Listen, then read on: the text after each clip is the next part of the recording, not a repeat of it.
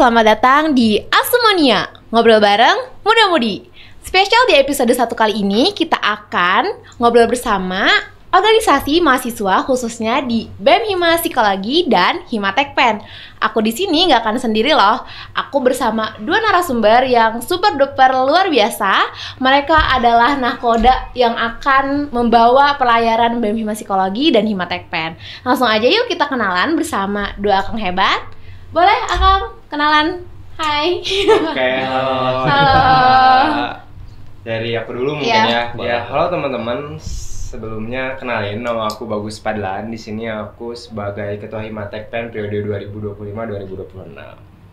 Oke, dan perkenalkan di sini saya Muhammad Fahed Fatur sebagai Ketua dari BEM Hima Psikologi UPI periode 2025-2026 juga seperti itu. Oke, kalau boleh tahu nih akangnya semester berapa, Kang? Kalau aku sih semester 5. Ya, kebetulan saya juga semester 5 sih. Oke, wah, udah lumayan tua ya. Wah, Menolak tua gak? Nah, biasanya kalau udah di semester yang tua ini kayaknya lebih sulit gak, Kang? Di akademiknya dan organisasinya nih. Kayaknya mah, ya nanti juga kalian ngerasain kayaknya. Jadi gak mau di-sharing di sini, Kang? Payan mungkin mau. Kalau di Ya. semester 5, Kang? tentunya di semester 5 ini ada lebih banyak ya, khususnya di psikologi ini di semester-semester yang lebih tua mungkin ya tadi disebutnya ada lebih banyak praktikumnya gitu. Dan tentunya di organisasi juga kebetulan sekarang sedang menjabat juga yang mana itu menjadi tantangan tersendiri buat aku sendiri gitu sebagai mahasiswa semester 5 ini. Oke, kalau dari Kang Bagus, semester 5 gimana nih, Kang? Lebih sama lah sama Payan gitu. Semester 5 kan ya bentar lagi kita mau nyusun sempro terus mau skripsi Asik. dan banyak tugas-tugas akhir. Oke, Ditambah tadi ngejabat juga kan ya kayak gitu. Magang juga nggak, Kang? Kalau magang aku sih semester depan. Semester 6. Kalau dari psikologi kapan? Insya Allah semester depan juga. Oke, jadi udah lumayan di saat udah beres ya nanti periodenya lanjut. Gitu gak di psikologi, Kang? Lanjut magang. Ya, lanjut Kalau magang. Nah, betul. Oke, terima kasih Akang yang sudah sharing terkait semester 5-nya itu. Oke, mudah-mudahan dan audiens semuanya, kita di sini juga mau lebih tahu nih tentang BEM Hima Psikologi dan Hima Tekpen ini kayak apa ya ciri khas dari yang menggambarkan organisasi Akang. Lalu gimana sih Akang tuh mau terus survive di organisasi tersebut kayak gitu, Kang? Boleh? Boleh dari Payan dulu tuh Mas Payan. Boleh dari Mas Bagus. Aduh, mau siapa dulu? Aku dulu apa ya? Kedua dari aku mungkin ya. Yang pertama terkait dengan ciri khas Hima Tekpen dulu mungkin ya. Sebenarnya Hima Tekpen sendiri di PIP biasanya dikenal dengan Maung Tekpen meren ya. Biasanya Iya, sebutnya iya. kayak gitu sih sama teman-teman di luar prodi lain gitu ya. Dan juga emang Hima Tekpen sendiri kan punya ciri khas warna yang berbeda dengan prodi lain pun dengan psikologi juga punya ciri Iya, khas benar-benar. tersendiri. Nah, kalau Hima Tekpen sendiri ya ciri khasnya itu ya dengan warna oranye gitu pun dengan muda-mudinya. Gitu Oke. sih. Kalau dari psikologi, Kang? Kalau dari saya sih menyesuaikan saja ya. Kalau misalnya tadi yang disebut oleh Mas Bagus itu mengenai warna, di psikologi juga ada warna yang menjadi ciri khas, yaitu warna ungu gitu. Oke. Kemudian yang menjadi ciri khas tertentu gitu ya, mungkin lebih ke trisulanya gitu, yang mana itu mungkin bisa teman-teman lihat juga di mahasiswa-mahasiswa baru ada trisula warna ungunya seperti Oke. itu. Kenapa tuh, Kang? Kalau boleh tahu ungu apa sih melambangkan ungu itu mengartikan apa? Sebetulnya untuk lambang dari untuk simbol untuk makna dari warna ungu itu sendiri itu ada banyak ya interpretasinya dan tergantung juga kita mau mengambil dari siapa. Jadi ya saya serahkan saja, boleh kalian lihat saja di mana gitu Oke. sumbernya gitu. Oke, boleh. Kalau dari Kang Bagus, Sama oranye apa juga ya? lah ya, banyak pandangan lah sebenarnya di Oke. luar itu. Ini juga buat tantangan tersendiri buat para penonton gitu ya, dan juga teman-teman di luar sana gitu. Jadi boleh melihat nih kiranya warna ungu dan warna oranye itu kenapa sih pada akhirnya warna tersebut dipakai dari ciri khas masing-masing himpunan atau prodi. Aku kira oranye tuh kayak menyala gitu, Kang. Oh. Menggambarkan Tekpen yang menyala. Kalau psikologi tuh yang lebih damai gitu, ungu tuh, Kang. Mungkin gitu kali ya, bisa. Ya boleh, itu pandangan Iya, dari sudut Anda. pandang aku ya. Nggak tahu kan, Oke. Gimana nih kalau muda-mudi? Boleh dong kasih komentarnya. Sudut pandang dari Ore dan psikologi ini kira-kira apa? Oke, Kang, kalau boleh tahu lagi nih, kita mau tahu tradisi yang selalu ada biasa kegiatannya itu emang psikologi banget atau tekpen banget. Itu apa tuh kira-kira, Kang? Untuk kegiatan di psikologi sendiri gitu yang menjadi tradisi, sebetulnya tidak ada yang spesifik gitu yang di tradisinya, tapi lebih ke kita di BMK Psikologi UPI mengutamakan gitu bahwa setiap program dan setiap kegiatan yang kita laksanakan di BMK Psikologi UPI itu harus ada nilai-nilai psikologinya. Karena apa? Karena agar kita gitu sebagai mahasiswa psikologi bisa mempertahankan relevansinya sebagai tadi mahasiswa psikologi juga sebagai orang yang berorganisasi gitu, untuk memberikan dampak sesuai dengan penjurusan yang kita punya seperti itu. Luar biasa Kang. Kalau dari Tekpen nih Kang? Iya, kalau dari Tekpen sendiri sebenarnya hampir sama mungkin ya dengan apa yang dikatakan oleh Mas Ferry sendiri, bahwa kan memang pada setiap prodi punya ranah keilmuannya masing-masing yang pada akhirnya diimplementasikan di himpunan. Nah cuman karena tadi sempat di-mention mungkin sama Dila, kalau misal ada gak sih kegiatan memang tiap tahunnya ada gitu. Tentu di Tekpen ada. Sebenarnya banyak itu kegiatan yang memang tiap tahunnya itu ada dan juga satu relevan lah dengan keilmuan teknologi pendidikan. Nah, salah satunya mungkin yang aku bisa mention juga nih ke muda-mudi yang di sana, yang ada di layar kaca gitu ya, yang sedang menonton ini, yaitu ada kegiatan Red Guard Alert. Nah, itu kegiatan yang memang selalu ada di tiap tahunnya. Berarti kita tadi udah dengar nih kalau misalnya psikologi itu selalu yang bersambung atau memiliki keterkaitan sama ilmu yang dipelajari ya Kang ya. Untuk kegiatannya. Kalau dari Tekpen sendiri ada tradisinya yang selalu pastinya meriah, yaitu Red Guard Alert. Kang, terima kasih atas sharing-sharingnya. Kita lanjutkan lagi yuk. Kita mudah-mudi pasti mau tahu juga nih, kira-kira karena Akang kan menjadi memangku kebijakan dalam organisasinya ya, asik. Gimana tuh Kang? Kayaknya ada tantangan nggak selama menjabat menjadi ketua himpunan mahasiswa atau ketua BEM Hima?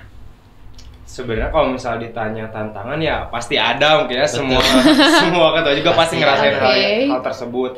Ditambah dengan semester 5 dengan yang mau mendekati akhir-akhir perkuliahan gitu ya. Pasti tantangannya ada di bagian akademik pun di Ormawa sendiri. Yang pertama mungkin karena dari aku sendiri gitu ya, yang mana sebagai ketua tentu kan punya anggota-anggota yang perlu dirangkul atau perlu difokuskan lah gitu ya, terkait dengan kehidupannya di organisasi pun di perkuliahan. Jadi ya tantangannya itu yaitu menjaga semangat teman-teman gitu dengan program kerja yang ada selama satu periode, dan juga timeline yang memang kebetulan Tekpen tuh timelinenya sedang dalam masa perbaikan juga. Nah itu mungkin ya semangat yang memang perlu dijaga ataupun tantangan tersendiri bagi aku. Berarti lebih ke merangkulnya ya Kang ya. Wah, iya sih luar biasa, cukup berat untuk bisa menjaga semua tetap ada di satu lingkungan itu. Kalau dari psikologi nih Kang, kira-kira apa tantangannya selama akan menjadi ketua himpunan? Yang menjadi tantangan sebetulnya tidak jauh berbeda, mungkin sama juga gitu tadi yang sudah disebutkan oleh Mas Bagus juga gitu. Tapi yang paling menjadi tantangan untuk saya sendiri adalah menjaga gitu bagaimana idealisme yang kita punya dengan realitas yang ada di kehidupan nyata gitu. Karena ya tidak mudah gitu saat kita memiliki visi, saat kita memiliki tujuan yang cukup besar, namun di sana waktu dari segi tenaga, dari segi sumber daya pun tidak mendukung. Itu ya tentunya kita harus bisa berkompromi tanpa menghilangkan nilai yang mau kita bawa, dan itu tuh tidak mudah gitu. Yang mana menurut saya itu salah satu tantangan yang paling besar gitu sebagai ketua dari BMK Psikologi UPI itu sendiri. Kang. Nah, karena tadi juga Kang Bagus bilang kalau misalnya itu tidak mudah, Kang Faid bilang tidak mudah. Kenapa sih pada akhirnya akang-akang ini bisa selalu bertahan di sini, terus kayak melihat organisasi itu sebuah hal yang sangat penting dan tentunya pasti selalu relevan gitu di perkembangan zaman ini. Kan biasanya orang-orang banyak yang kayak bilang, ya aku mendingan ikut organisasinya di luar kampus, atau misalnya langsung ke magang, lebih ke yang perkantoran, lebih tahu dunia korporat kayak gimana. Kenapa sih akhirnya akang-akang ini masih bisa bertahan di sini, masih mau bahkan menjabat kayak gitu loh? Melihat pandangan organisasi itu apa sih dari sudut pandang Kang Faid dan Kang Bagus? Boleh dari Mas Bagus. Apa ya? Kalau misal terkait dengan sudut pandang organisasi bagi aku gitu ya. Sebenarnya mah tadi juga apa yang dikatakan Dila sebenarnya sepakat, karena itu kan bergantung kepada tiap individunya masing-masing gitu, memandang perlunya di mana sih, lebih penting di mana gitu, magang, organisasi di luar atau di himpunan. Tapi kan karena pada akhirnya aku memutuskan untuk ya udah aku aktif di himpunan, ya pasti aku juga punya kepentingan tersendiri itu, ataupun ada tujuan yang ingin aku capai. Dan yang aku rasakan gitu, kenapa sih sebenarnya aku mau bertahan sampai saat ini karena yang pertama terkait dengan tujuan yang sudah aku susun dari awal gitu, dan yang kedua terkait dengan yang paling aku rasakan gitu di himpunan, yaitu terkait relasi gitu, dan juga hubungan dengan orang-orang di luar sana ataupun orang-orang di teknologi pendidikan sendiri, karena itu yang poin paling aku dapat gitu ya, terkait dengan makanya aku bisa kenal dengan Payan, kenal dengan ketua-ketua yang lain ataupun dengan Akang Teteh dari teknologi pendidikan yang lain gitu sih. Oke. Kalau dari Kang Fayat nih Kang? Kalau dari saya sendiri sama, tidak jauh berbeda gitu ya dari apa yang tadi katakan Mas Bagus. Namun mungkin yang menjadi apa ya concern saya gitu ya mengenai apa sih sebetulnya pentingnya organisasi kita ya let's say secara general aja gitu. Menurut saya bukan lebih ke benefitnya apa, bukan lebih ke soft skill yang bisa didapatkan ataupun semacamnya, tapi lebih ke di dalam organisasi itu sendiri kita bisa mengembangkan apa ya namanya tuh kompetensi sosial dan juga emosional, karena hal-hal yang tadi mungkin bisa dipelajari sendiri, bisa dipelajari apalagi sekarang ada teknologi kan, bisa secara online, secara daring dan semacamnya. Tapi kalau misalkan hal-hal yang tadi kompetensi sosial dan emosional itu tidak bisa gitu kalau misalkan sendiri, dan organisasi itu mewadahi hal tersebut, karena di organisasi kita belajar gitu untuk meregulasi emosi, kemudian untuk berkomunikasi itu seperti apa, kemudian di organisasi sendiri kita belajar untuk berkontribusi dan juga memahami bahwa kita melakukan sesuatu yang lebih dari diri kita sendiri, itu tuh pasti ada makna tersendiri gitu. Oke, Kang. Seperti itu. Setuju banget sih aku, karena kan kita juga ada tridharma ya, tridharma mahasiswa kayak gitu. Kalau di mana ya kita salah satunya untuk merealisasikan itu adalah gabung organisasi menurut aku. Karena kan aduh kalau misalnya kita gak organisasi ya aku rasa, atau mungkin teman-teman punya pandangan sendiri gitu tentang mau mengambil apa jalannya, tapi kenapa akhirnya bisa di organisasi ya pasti punya apa ya, punya tujuannya tuh lebih ke masyarakatnya gitu, kenapa kita bisa berdampak, dan yang penting untuk kita bisa bermanfaat untuk orang lain sih. Oke, betul banget Kang, aku setuju dengan Kang Fayat, Kang Bagus dari terkait kenapa sih organisasi itu penting. Mungkin mudah-mudi di sana juga bisa ya berpendapat kenapa sih kira-kiranya organisasi itu penting kayak gitu. Nah Kang, karena tadi dari kita lihat dari latar belakang, Kang Bagus dari Tekpen, Kang Fayat dari psikologi, kalau misalnya di kesempatan atau punya kesempatan yang luar biasa, misalnya bisa mengkolaborasi dua jurusan ini dengan keilmuan yang dimiliki, itu apa sih? Ada gak sih Kang? Kayak kebayang, oh psikologi kan kayak gini, Tekpen kan kayak gini gitu. Atau enggak ini dulu deh, dari Tekpen tuh biasanya kayak gimana Kang keilmuannya, biar bisa kita ngobrolin di sini gitu. Oh, dari Tekpen sendiri sebenarnya juga ini yang sedang teman-teman lakukan gitu ya. Ini juga salah satu keilmuan Tekpen yang diterapkan itu, baik dari sisi media mungkin ya, fokusnya ke arah sana. Ini juga salah satu ranah keilmuan teknologi pendidikan, ditambah mungkin terkait dengan ranah-ranah kurikulum, mulai dari tahapan apa ya namanya, analisis sampai pada tahap evaluasi itu ada gitu dipelajari. Nah di Tekpen pun sama, diimplementasikan dalam setiap program kerja dan juga kegiatan yang ada. Oke gitu. Berarti emang menyesuaikan juga ya sama keilmuan yang dimiliki Kak. Oke, kalau dari Kang Fayat nih Kang gimana? Kayak dari keilmuan yang dimiliki sampai bisa diimplementasikan di organisasi itu Kang. Dari psikologi atau sama Tekpen? Dari psikologi dulu aja. Oke, kalau dari psikologi dulu aja, ya seperti yang sudah kita lakukan juga gitu ya, dari kegiatan-kegiatan dan juga program-program kerja yang ada di BMK Psikologi UPI, itu ada cukup banyak sebetulnya kegiatan-kegiatan yang kita lakukan yang memang dasarnya atau landasannya itu dari keilmuan yang kita punya sendiri. Beberapa contohnya adalah kita melakukan pengabdian pada masyarakat sesuai dengan keilmuan kita, kemudian kita juga membantu orang-orang yang memang memiliki masalah gitu ya dari kesehatan mental itu sendiri, dengan cara kita memfasilitasi mereka, teman-teman yang ada gitu ya di seluruh Indonesia, dengan peer counselor gitu. Kemudian selain itu ya masih banyak lah gitu hal lain, salah satunya kita datang ke panti juga, kemudian kita melakukan aksi kesehatan mental sedunia juga gitu dan semacamnya. Nah, oke Kang, menarik sekali nih ada tentang kesehatan mental Kang. Biasanya nih kan kalau organisasi juga enggak jauh dari kayak, aduh aku pusing gitu kalau misalnya banyak banget nih entah tugas di akademik, tugas di organisasi. Gimana sih akan membuat organisasi itu tuh selalu menyenangkan gitu sesuai dengan psikologi yang tetap jaga kesehatan mentalnya gitu Kang. Mau tahu dong ke hal tersebut? Sebetulnya susah ya kalau misalkan kita mempertahankan organisasi untuk selalu menyenangkan. Oke. Karena pasti ada naik turunnya dan ada dinamikanya di dalamnya. Tapi di aku sendiri gitu ya, di psikologi, aku melestarikan gitu ya budaya di mana kita di lingkungan organisasi itu harus bisa saling support dan harus bisa saling mendukung satu sama lainnya.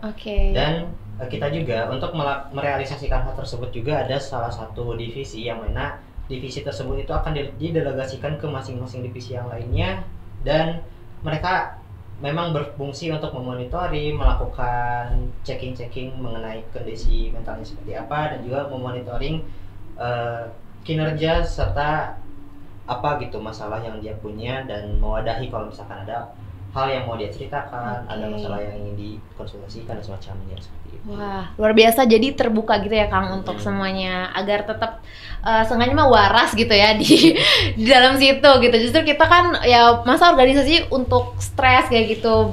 Justru untuk menyalurkan apa yang kita miliki agar tetap happy di dunia perkuliahan ini. Oke, Kang Bagus dan Kang Fayad. Nah, karena tadi udah jelasin tentang gimana sih psikologi, keilmuan psikologi dan keilmuan Tekpen itu. Kalau misalnya nih, kan tadi udah ada keterkaitan, itu bisa nggak kira-kira ada kolaborasi dari kedua prodi ini? Apa kira-kira Kang?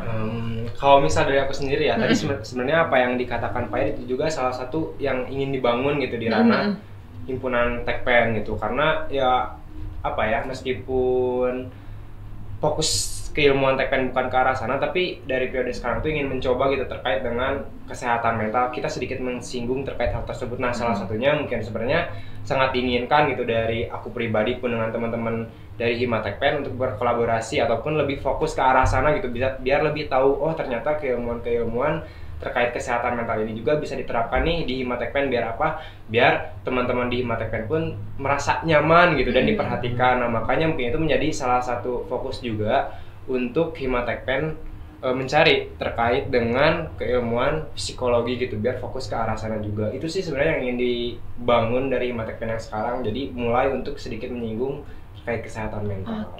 Jadi bisa ya saling berketerkaitan. Kalau dari Akang nih, melihatnya kolaborasinya kayak apa nih opportunity-nya gitu Kang? Yang tadi disampaikan oleh Mas Bagus juga menarik sebetulnya, dan dari sana juga saya memiliki sebuah ide sebetulnya. Jadi dari psikologi dengan keilmuannya dan Tekpen dengan keilmuannya juga sesuai dengan namanya teknologi gitu. Ada teknologi di sana, dan saya kepikiran bahwa mungkin kita bisa membuat suatu output gitu yang bisa kita sebarkan juga kepada masyarakat, khususnya kepada dalam ranah pendidikan gitu, yang mana bentuk outputnya adalah semacam platform edukasi gitu ya, yang mana platform edukasi ini selain bisa isinya tuh mengenai pendidikan dan semacamnya, di dalamnya juga mungkin bisa ada isinya tuh mengenai kesehatan mental juga. Dan platform ini tuh bisa disesuaikan juga, mau ini target pasarnya atau target marketnya atau mungkin ya itu tuh mau ke anak sekolah kah, mau ke remaja, atau bahkan mau ke guru-gurunya melalui platform ini, itu bisa juga gitu, seperti itu. Oke Kang, wah luar biasa ya. Jadi obrolan kita di sini bisa melahirkan inovasi-inovasi baru gitu. Semoga nantinya akan ada obrolan lebih lanjut Kang terkait hal tersebut. Kayaknya menarik juga nih kalau misalnya memang kita bisa benar-benar dikolaborasikan. Karena menurut aku dua program studi ini sangat sangat kalau misalnya bisa dipadukan tuh menjadi hal yang sangat keren kayak gitu dan luar biasa untuk bisa diimplementasikan khususnya untuk masyarakat luas. Oke Kang, karena tadi kita udah tahu nih tentang apa itu psikologi dan apa itu Tekpen, gimana Akang selama menjabat ada tantangannya tersendiri. Nah, kalau misalnya kita lihat lagi ke organisasi Kang, ada situasi di mana anggota itu akan merasa demotivasi atau ngerasa aduh kayaknya nih organisasi ini udah bukan sesuai dengan tujuanku lagi. Tapi kalau case-nya begitu, dari Kang Fayad dan Kang Bagus ini ngerasanya itu akan tetap dipertahankan orang-orang tersebut atau malah justru biarkan mereka jalan sesuai dengan pilihan mereka. Bisa dipahami nggak? Bisa. Oke. Gimana nih Kang? Kalau misalnya ada case seperti itu sebagai ketua? Oke, mungkin dari aku dulu ya. Boleh Kang. Jadi kalau misalkan dari aku sendiri, kan tadi pilihannya adalah mempertahankan atau membiarkannya. Ya, kalau dari saya sendiri dua-duanya. Dua-duanya Kenapa? gimana? Karena Kang? pertama itu harus tetap dipertahankan gitu. Kemudian yang kedua kita juga harus bisa membiarkan orang tersebut itu sesuai dengan apa yang dia inginkan juga. Jadi apa yang akan saya lakukan ya melalui tadi mungkin ya yang suatu divisi yang didelegasikan kepada masing-masing bidang lainnya, saya akan reach out gitu orang tersebut dan melakukan penyesuaian dari ekspektasi yang dia miliki saat dia bergabung ke BEM Kema Psikologi mungkin misalkan. Terus pastinya kan dia memiliki ekspektasi ya awalnya dan di sana kita coba tanyakan sebetulnya ekspektasinya seperti apa, apakah sudah tercapai kah dengan mudah, apakah malah sampai saat ini belum tercapai gitu. Dan di sana kita make sure apakah ekspektasi tersebut itu bisa dan mungkin gitu possible untuk kita wujudkan atau tidak. Kalau misalkan masih possible kita akan bantu, kita akan coba support untuk orang tersebut itu mencapai ekspektasi yang dimiliki. Tapi kalau misalkan ternyata ekspektasinya kejauhan atau ternyata terlalu mudah bahkan udah tercapai gitu ekspektasi, jadi tidak ada ekspektasi yang lain, ya kita akan coba menyesuaikan lagi dan kita akan coba menanyakan lagi gitu bahwa di sini masih ada banyak hal yang bisa teman-teman lakukan gitu. Jadi intinya yang dilakukan oleh saya sendiri itu adalah expectation bukan checking sih, tapi lebih ke penyesuaian ekspektasinya gitu dari anggota dia ke BEM itu sendiri gitu. Baik Kang, luar biasa sekali. Nah kalau dari Kang Bagus nih, kalau misal dari aku sendiri gitu ya, sebenarnya sama gitu apa yang dikatakan Mas Fahid tadi, kan sebenarnya lebih ke arah fokus kepada orang tersebut yang merasa demotivasi ataupun merasa aduh capek dan sepertinya tujuannya tidak akan tercapai gitu. Nah mungkin dari aku mah akan ada penyesuaian dari internal himpunannya sendiri gitu. Rasanya kenapa sih pada akhirnya teman-teman yang ada di himpunan merasakan hal tersebut gitu? Apakah ada yang salah dari sistem yang dibangun di himpunan gitu? Jadi ya mungkin akan ada tahapan evaluasi dari teman-teman pimpinan gitu, pimpinan di himpunan, bagaimana caranya agar teman-teman tersebut merasa tidak demotivasi atau kelelahan dan tidak kehilangan arah gitu di himpunan. Makanya tadi gitu ada pendekatan yang mungkin secara langsung ke individu dan dari perbaikan dari sistem yang ada di Himatekpen. Berarti memang salah satunya untuk kunci menuju ke sana gitu adalah komunikasi ya Kang, dari dua pihak tersebut ya, kayak dari Akang ke anggotanya atau Akang ke pimpinan yang menjembatani ya kepada anggota tersebut. Karena memang pada akhirnya organisasi itu baik lagi adalah untuk dimana kita bisa berkembang dan merasa nyaman gitu di dalamnya ya. Dari situ berarti kita harus menganalisis dulu ya Kang sebagai ketua, kayak apa nih yang diperlukan dan sekiranya yang menjadi hal yang harus dievaluasi dari organisasi tersebut. Baik, karena mungkin kita udah kenal juga sama psikologi dan teknologi pendidikan, kita udah tahu nih apa aja kendala-kendalanya, terus apa sih peran organisasi itu khususnya di program studinya masing-masing. Karena mungkin kita juga tidak bisa terlalu lama teman-teman di sini, akang-akang yang keren ini pasti memiliki waktu yang lain juga. Oke dong Kang, mungkin terakhir Kang closing statement nih dari Kang Fayat dan Kang Bagus untuk para audiens kita. Waduh, boleh duluan. Closing statement ya? Iya. Aduh. Wah, apa tuh Kang? Kalau misal ditanya buat closing statement gitu, karena tadi sedikit berbicara terkait organisasi mungkin ya fokusnya. Aku mungkin sedikit menyampaikan aja ke muda-mudi yang di sana pun dengan teman-teman yang lain gitu ya di luar program studi teknologi pendidikan. Kalian semua boleh gitu buat memilih tempat untuk menyalurkan bakat kalian gitu ataupun hal-hal lain gitu, baik di himpunan, di organisasi di luar ataupun di kegiatan-kegiatan yang lain gitu ya. Tapi itu mah silahkan menjadi pilihan kalian masing-masing gitu. Apakah kalian mau bentar. Ini diedit loh ya. Edit.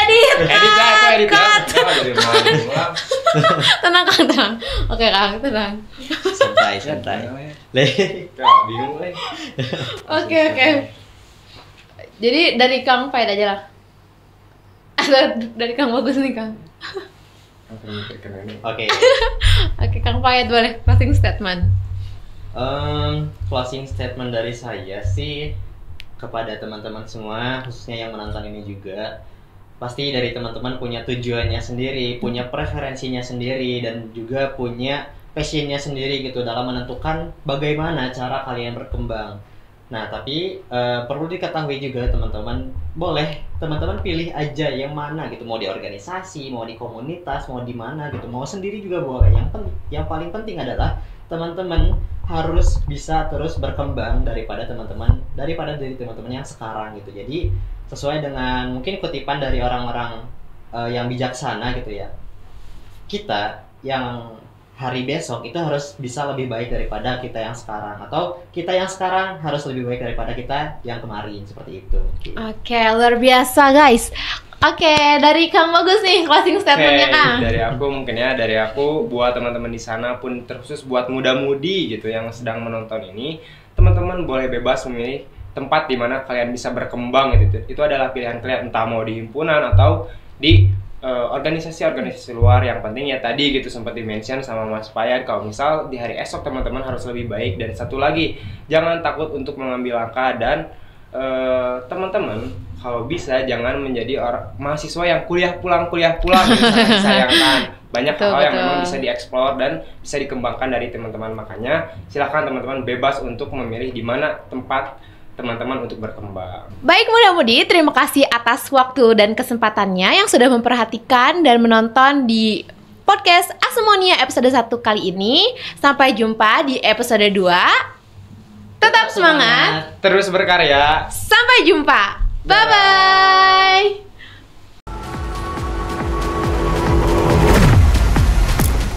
Asemonia, ngobrol bareng muda-mudi.